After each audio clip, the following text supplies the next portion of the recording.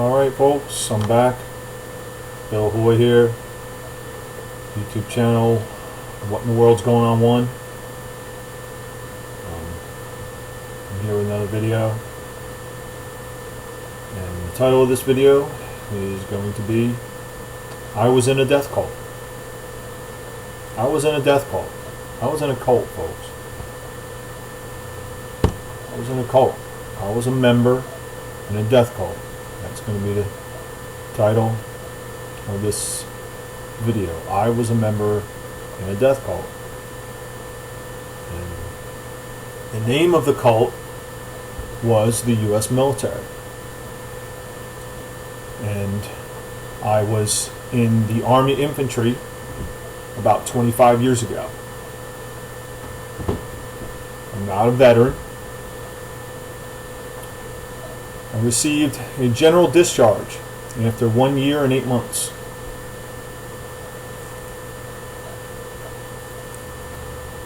I was discharged for failing drug tests. And folks, I want to make this very clear. I am not ashamed of my discharge. I'm not ashamed of my discharge at all. In fact, I wear it like a badge of honor, baby. A badge of honor. Not ashamed one bit. Not ashamed one bit. Things turned out all right for me in many perspectives.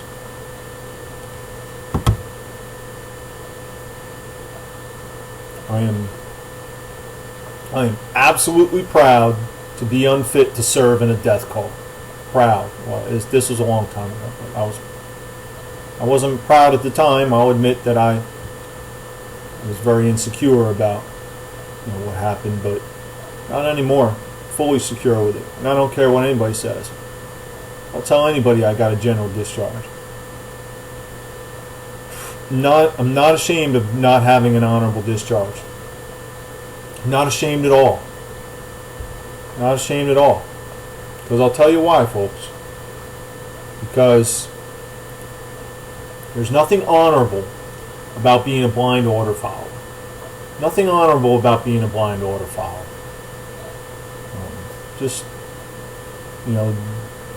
There's nothing honorable about going over to lands where we Americans, I'm from America, I've said that in many videos, where we Americans don't belong and kill people.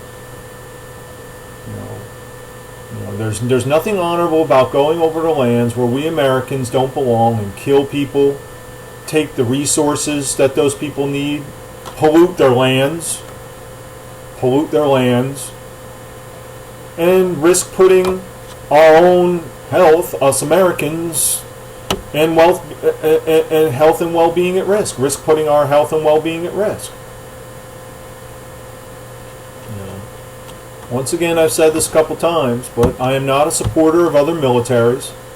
All militaries are death cults, no matter what country they represent. Now, I think it was in my Order Followers video, I did make a point that even an evil death cult, in a sense, can act for a time in alignment with natural law by defending their rights when a military is in a defensive position within their own country on their own land and another military is invading their land. They are the military, both of them are death cults, but the death cult that's at least in their land is at least acting correctly by defending themselves.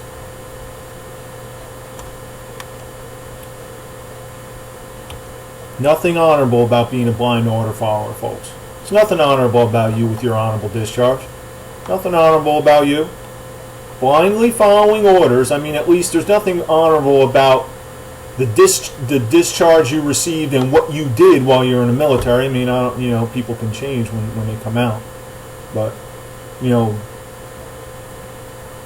if you're still resting your value system based upon the fact that you got an honorable discharge from the military, that's not honorable. It's not honorable. Blindly following orders is not honorable. What you did in the military is not honorable. What all people did in the military is not honorable. What I did in the military wasn't honorable. Yeah, it's a big one. You know, I have to say this, I wasn't in any wars. Thankful for it. Believe me. Thankful for it. A lot of people, oh, I wasn't in a war, I feel bad about myself. Feel good about yourself, dude. Feel good about yourself. Fuck war, dude. You know, the only time a war is right is when it's in defense of your own homeland, the land where you live.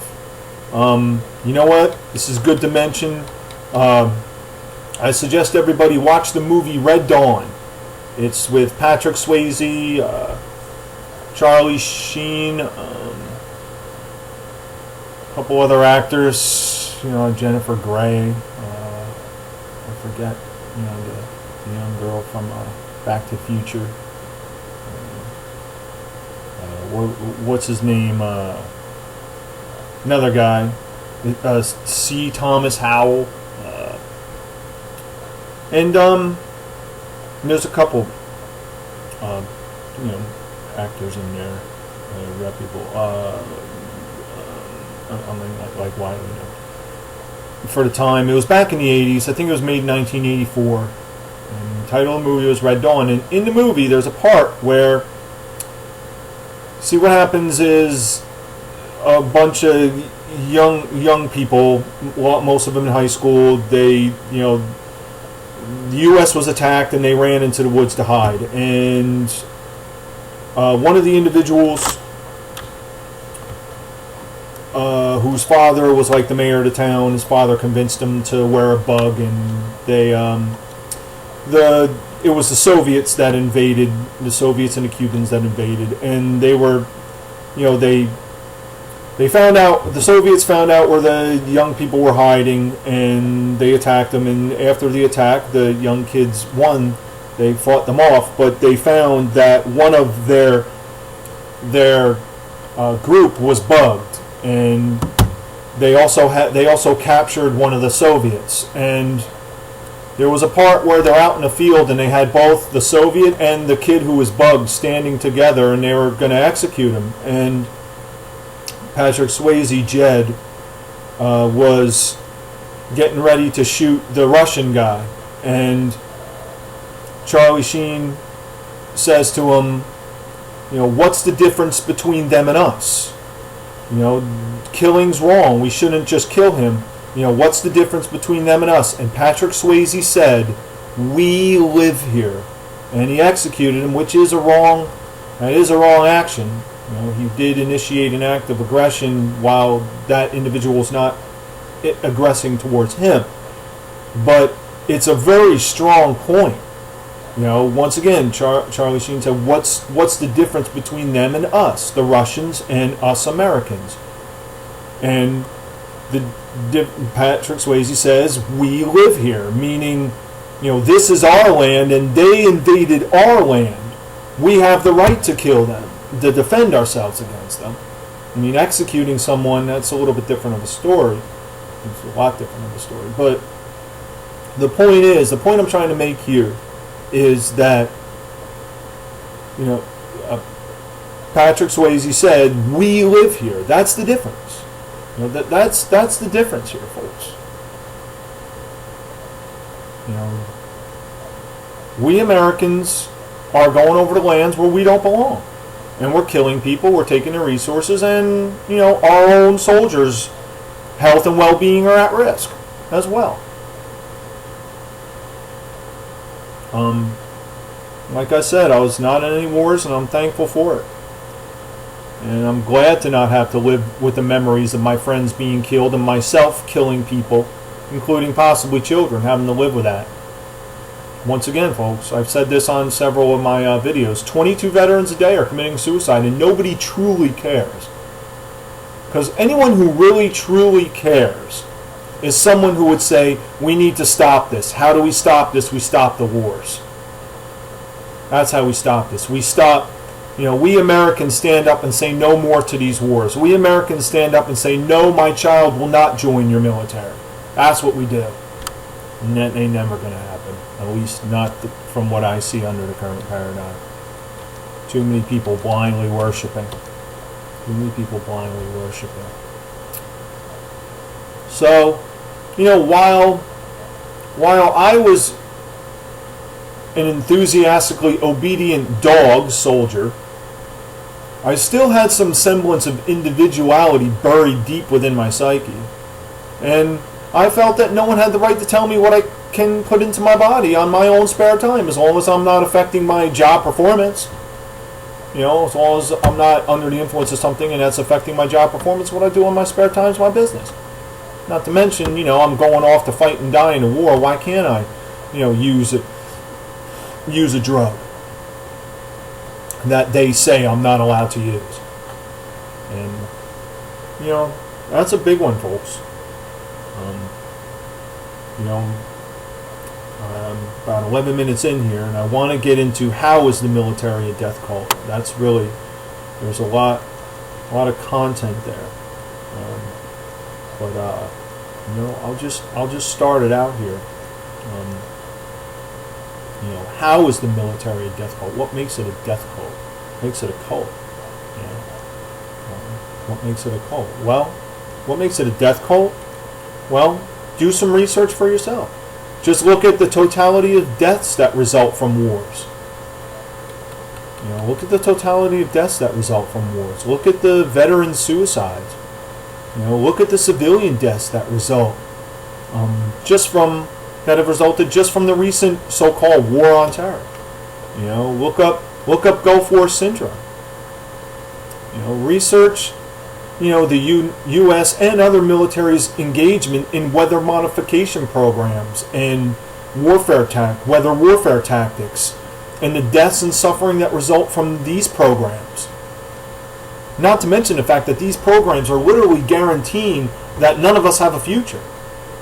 I mean, these planets are destroying our whole planet, from the upper atmosphere all the way down to the soils, the oceans, everything, man. I mean, these programs are destroying everything. Just these weather modification programs, solar radiation management, these ionospheric heating facilities. I'm gonna talk about that in my. I'm also doing a video on climate engineering. Are destroying our planet, just completely encompassing and poisoning the entire web of life.